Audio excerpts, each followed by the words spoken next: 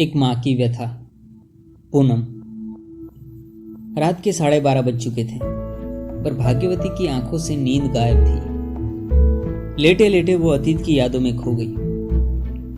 उसे वो दिन आज भी भली भांति याद है, जब उसने तीसरी संतान के रूप में भी बेटे को जन्म दिया था। भाग्यवती और उसका पति धनपत दोनों उस दिन फूले नहीं समा रहे थे। तीसरे बेटे राकेश के जन्म के समय पहला बेटा राजवीर 6 साल, दूसरा बेटा राजेश 3 साल का था। उस दिन गांव की सभी औरतें उसे बधाई देने आई थी। गांव में हर औरत भाग्यवती के भाग्य को सराहती थी। भाग्यवती के 3 बेटे हैं। वो तो बेटी की शादी और दहेज की सारी चिंताओं से मुक्त हो गई। बुढ़ापे में उसकी बहुत सेवा होगी। आखिर 3 बेटों की माँ जो है। उस दिन भाग्यवती के चेहरे पर 3 बेटों की माँ होने का गर्व साफ झलकता था। वो अपने भाग्य पर खूब इतराती। मैं पुलिस में हूँ, ईमानदारी से कमाता हूँ, दूसरों की तरह बेईमानी नहीं करता।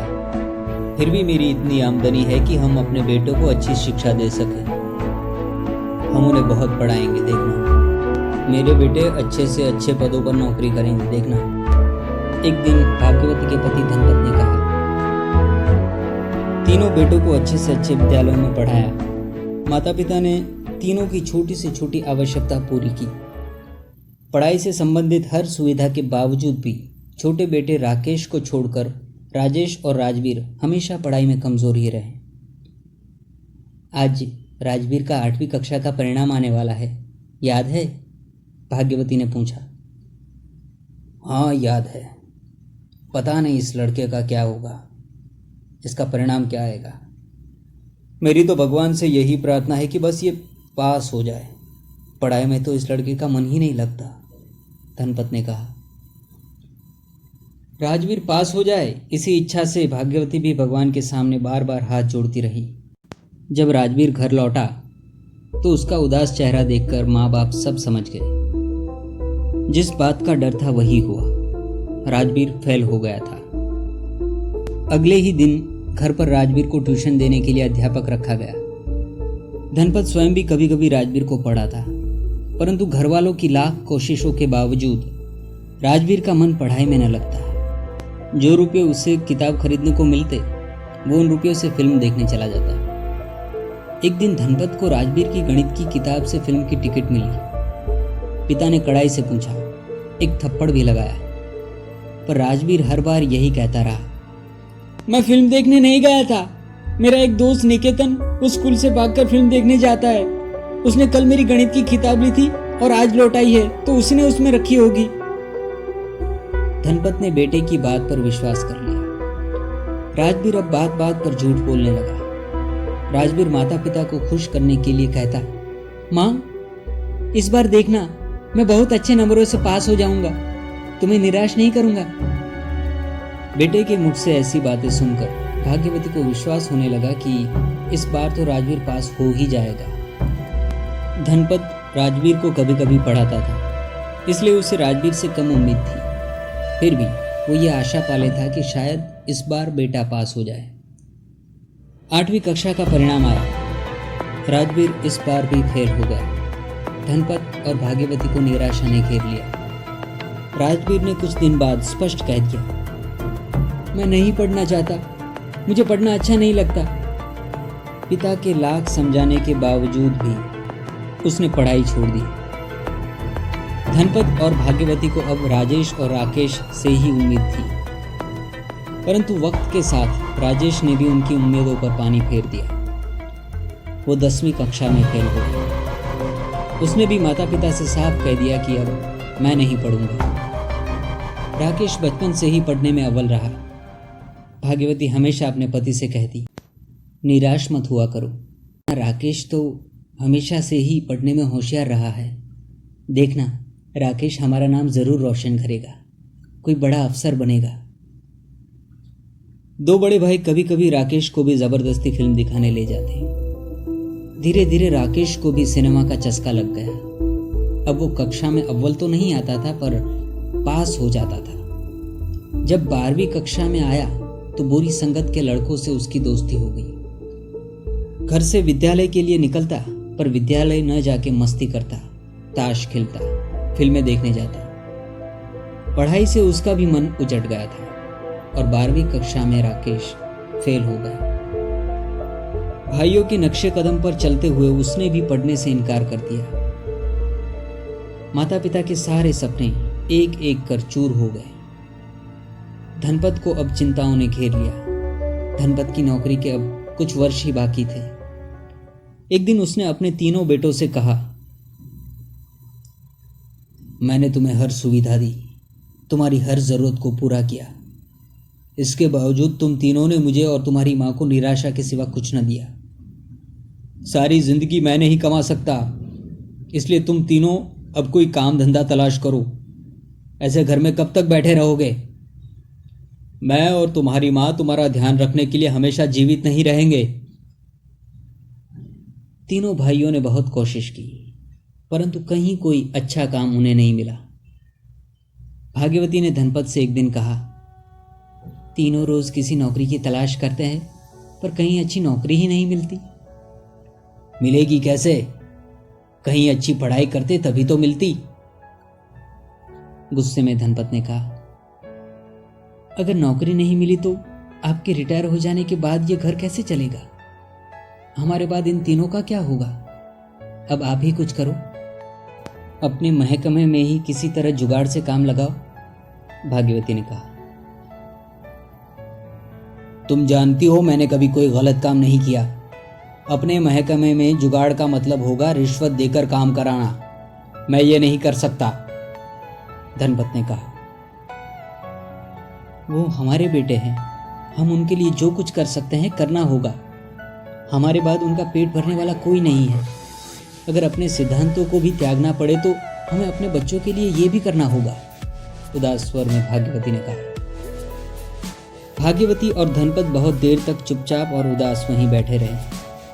धनपत उस रात सो भी नहीं पाया। उसके हृदय में बहुत उथल पुथल मची हुई थी। आज वो अपने भीतर बहुत कुछ टूटा हुआ महसूस करता था। धनपत ने कुछ लोगों को रिश्वत देकर कुछ उच्च अधिकारियों की सहायता से भी तीनों बेटों को पुलिस में सिपाही भर्ती करवा दिया। भाग्यवती ने तीनों बेटों की नौकरी लग जाने से सारे मोहल्ले में मिठाइयाँ बांटी। उस दिन धनपत खुश भी था और उदास भी। तीनों बेटों के विवाह धूमधाम से किए गए। उस दिन भाग्यवती के पैर जमीन पे नहीं टिक रहे थे। उसके घर 3-3 बहुएं आई थी। उसका घर खुशियों से भर गया था, परंतु खुशियां ज्यादा दिन तक न रही। भाग्यवती पर दुखों का पहाड़ उस दिन टूट पड़ा जब उसने अपने पति को एक दुर्घटना में खो दिया। जिन बेटों से सेवा की उम्मीद थी, वो बेटे पिता की मृत्यु के कुछ दिन बाद ही मां को अकेला छोड़कर अपनी बीवियों के साथ दिल्ली चले गए। तीनों बेटों की पोस्टिंग दिल्ली में थी। उस दिन भाग्यवती कई घंटों रोती रही। अब वो अकेलेपन से जूझ रही थी। उसका स्वास्थ्य दिन ब दिन गिरने लगा। अकेली जान के लिए खाना बनाना उसे भारी पड़ने लगा। कई बार रात का बासी खाना सुबह खाती, कभी सुबह का बचा खाना रात में खाती। जब किसी दिन तबीयत बिगड़ जाती या खाना बनाने का मन नहीं करता तो 2-2 दिन तक भूखी लेटी रहती। हर दिन उसे पहाड़ सा लगने लगा। पति के पेंशन से उसका गुजारा चल रहा था। इसी तरह अकेलेपन को झेलते हुए उसे 10 साल बीत गए। पर इस 10 सालों में किसी भी बेटे ने उसे अपने साथ रखना ना समझा। कभी कभी बेटे फोन कर लेते थे। राजवीर से बात करते हुए कई बार भाग्यवती ने कहा, बेटा मेरा यहाँ मन नहीं लगता, एक एक दिन मुश्किल से कटता है, कुछ दिन अपने पास बुला ले। तुम लोग तो मुझे भूल ही गए हो। अरे माँ, तुम यहाँ आ जाओगी तो घर की देखभाल कौन करेगा? तुम्हें घर की देखभाल के लिए गांव में ही रहना होगा। ये कहकर राजवीर ने फोन काट दिया। भाग्यवती के आंसू उस रात थमने का नाम ही नहीं ले रहे थे। एक रोज जब भाग्यवती छत पर कपड़े सुखा रही थी तो कपड़ों से गिरे पानी की वजह से उसका पैर फिसल गया। वो छत से आंगन में गिर पड़ी। उसकी चीख सुनकर पड़ोसी दौड़े चले आए। जल्दी से उसे शहर के अस्पताल में ले जाया गया। देखिए, गिरने के कारण उनके घुटने में एक हड्डी टूट गई है और इलाज के लिए 20,000 रुपये जमा करवा दीजिए ताकि हम उनका इलाज जल्दी शुरू कर सकें। डॉक्टर ने भाग्यवती के साथ आए गांव के लोगों से कहा। यह खबर तीनों बेटों तक पहुंचाई गई। पड़ोसी काका ने फ़ोन पर तीनों बेटों से विनती भी की। हाँ बेटा, अपनी माँ को साथ ले जाओ, उसका इलाज कराओ। भाई यहाँ है ही कौन उसकी देखभाल करने वाला, समझ रहे हो ना। छोटा बेटा राकेश माँ को दिल्ली ले आया। उसे यहाँ आए 1 हफ्ता हो गया था। यहाँ आने के बाद बेटे बहू ने उसकी बहुत सेवा की। बहू सबसे पहले खाना भाग्यवती को खिलाती, अपने सास के कपड़े धोती, बालों में तेल लगाती। आज लेटे लेटे भाग्यवती यही सोच रही थी कि मैं कैसी माँ हूँ। नौकरी से घर लौटकर मेरे बेटे को खाना बनाना पड़ता है, बर्तन धोने पड़ते हैं, शाम को थके हुए घर आते हैं, कैसे कर पाते काम। इसीलिए बहू को साथ ले आए और मैं उन्हें गलत समझती रही। मेरे बेटे मेरी चिंता करते हैं, इसीलिए तो मेरी खैरियत पूछने के लिए फ़ोन किया करते थे और मैं उन्हें स्वार्थी कहती थी। परंतु स्वार्थी तो मैं हो गई थी। मेरे बेटे तो बहुत अच्छे हैं। इसी उधेड़-बुन में उसकी नींद गायब थी। खुशी खुशी दिन बीतने लगे। उसे वहां आए 25 दिन कब पूरे हुए उसे पता भी ना चला। इस बीच राजेश और राजवीर भी उसे 3-4 बार मिलने आए। राकेश ने अब तक अपनी माँ की पैर की टूटी हुई हड्डी का इलाज नहीं करवाया था। भाग्यवती भी अब धीरे धीरे लकड़ी के सहारे से चलने लगी थी। भाग्यवती सोचती, राकेश के पास वक्त नहीं है, जब भी उसके पास वक्त होगा वो मुझे अस्पताल जरूर ले जाएगा। शाम को थक कर लौटे बेटे से अस्पताल कब लेकर जाएगा, बार बार ये पूछना उसका मन न होता था। अक्सर रात में बेटे को गोद में लेटाकर उसके बालों को कई देर तक सहलाती, जैसे हृदय का सारा प्यार उस पर लुटा देना चाहती हूँ। एक दिन शाम को टेलीविजन देखते हुए भाग्यवती बोली, बेटा अब मैं हमेशा अपने बहू बेटे और पोते के साथ ही रहूंगी। इतने अच्छे परिवार को छोड़कर गांव में अकेली क्यों रहूं? मैं अब वापस ना जाऊंगी।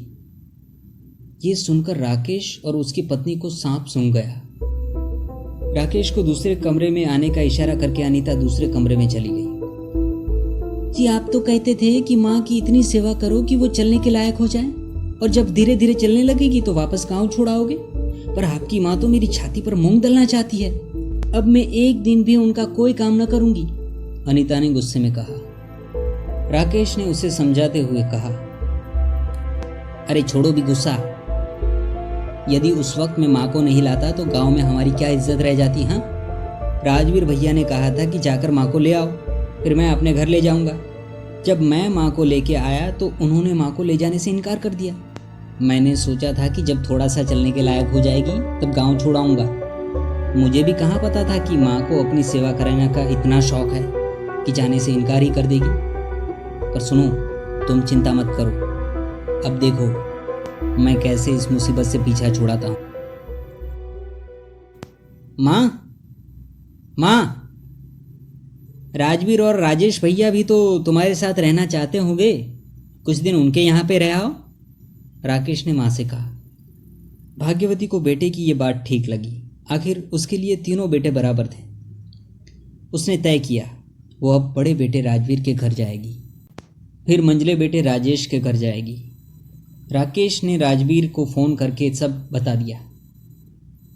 हाँ भैया, माँ अब गांव वापस नहीं जाना चाहती, अब हम तीनों के साथ रहना चाहती है। मैं आज उन्हें आपके घर छोड़ने आऊँगा। मेरे घर आए उन्हें 1 महीना हो गया है, मैं अब नहीं रख सकता, बस आप ही रखिए अब। जब माँ को लेकर राकेश राजवीर के घर पहुँचा तो राजवीर की पत्नी ने स्पष्ट शब्दों में कह दिया, ये बुढ़िया मेरे घर में नहीं रहेगी। अगर ये मेरे घर में रही तो मैं जहर खा लूँगी। फिर सासू जी आप भी खुश रहना। हाँ। भाग्यवती को ऐसा लगा जैसे किसी ने उसे एक साथ 1000 कोड़े लगाए हो। उसकी आंखों से आंसू झरने लगे। भरे गले से भाग्यवती ने कहा, राजवीर बेटा, मैं तुम्हें सुखी देखना चाहती हूँ। मेरे यहाँ रहने से तेरे घर की सुख शांति खतरे में पड़ती है तो मैं यहाँ नहीं रहूँगी। तुम दोनों खुश रहो। ये कहकर वो राजवीर के घर से बाहर आ गई। मंझले बेटे राजेश का घर वहाँ से 50 कदम दूर था। राकेश को डर था कि कहीं राजेश या भाभी भी ऐसा कुछ न कह दे कि जिसके कारण उसे माँ को वापस अपने घर ले जाना पड़े। उसने एक तरकीब सोची। राजेश के घर में प्रवेश करते ही राकेश ने कहा, भैया, हम कुछ दिन घूमने के लिए घर से बाहर जा रहे हैं, इसलिए तुम्हें माँ को अपने पास रखना ही होगा।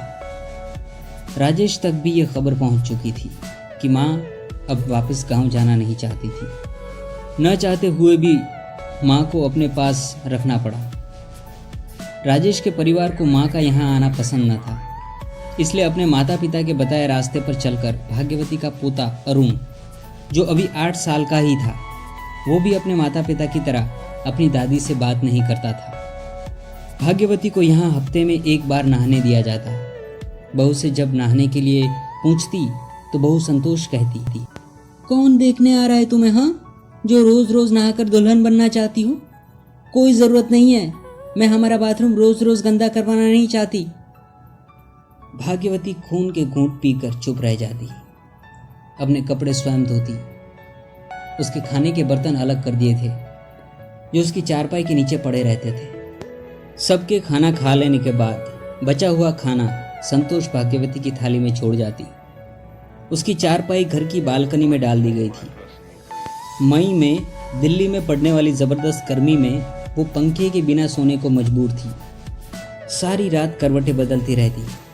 मच्छर बार बार कानों में भिनभिनाते। पसीने से सारा शरीर भीगा रहता। साड़ी के पल्लू से हवा करते हाथों में दर्द हो जाता। पर रात थी कि खत्म ही नहीं होती थी। इस अपमान को सहते हुए उसने कितनी बार भगवान से प्रार्थना की, हे भगवान, क्या इतने दुख दिखाने के लिए तूने मुझे जिंदा रखा है? अब बर्दाश्त नहीं होता, अब अपने पास बुला ले। राकेश के पापा, आप तो चले गए, पर मुझे यहाँ क्यों छोड़ गए? देख रहे हो ना, जिन बेटों से सेवा की उम्मीद थी वो मेरा कितना ध्यान रख रहे हैं। अब मुझे अपने पास बुला लो। पोते अरुण के दोस्त जब भी घर आते तो वो भाग्यवती से कहता, जा छत पर चली जा, वरना मेरे दोस्त तुझे देखकर मेरा मजाक उड़ाएंगे, जा।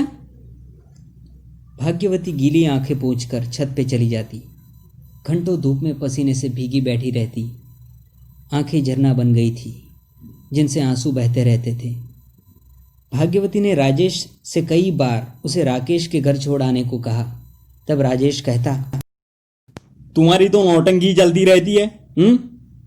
वहीं तो थी इससे पहले, तब क्यों आ गई थी यहाँ? आज मुझे यहाँ छोड़ाओ, कल मुझे वहां छोड़ाओ। फालतू वक्त नहीं है मेरे पास। जिस दिन थोड़ा भी वक्त होगा ना, छोड़ाऊंगा। एक रोज राजेश माँ को राकेश के घर छोड़ने गया। राकेश और अनीता घर पे थे। माँ को देखते ही राकेश ने कहा, अरे अभी तो तुम्हें यहाँ से गए हुए 20 दिन भी नहीं हुए और तुम इतनी जल्दी यहाँ पे चली आई। हमने तुम्हारी बहुत सेवा कर ली है, हम और नहीं कर सकते। तुम कितनी स्वार्थी हो, हम सब पर बोझ बन गई हो। ये सोचकर तुम्हारी सेवा की थी कि चलने लगोगी तो गांव छोड़ आऊंगा, पर ना, तुमने तो जिंदगी भर यहाँ रहने का सोच लिया। भाग्यवती ने निराश आंखों से उसे देखते हुए भरे स्वर में कहा, बेटा, मुझे गांव छोड़ाओ, अब मैं किसी पर बोझ नहीं बनना चाहती। तुमने मेरा इलाज तो नहीं करवाया, पर इस टूटे पैर से ही मैं जिंदगी घसीट लूंगी। तूने और तेरी बीवी ने मेरी 1 महीना सेवा की है, मैं तेरा ये एहसान ना भूल पाऊंगी।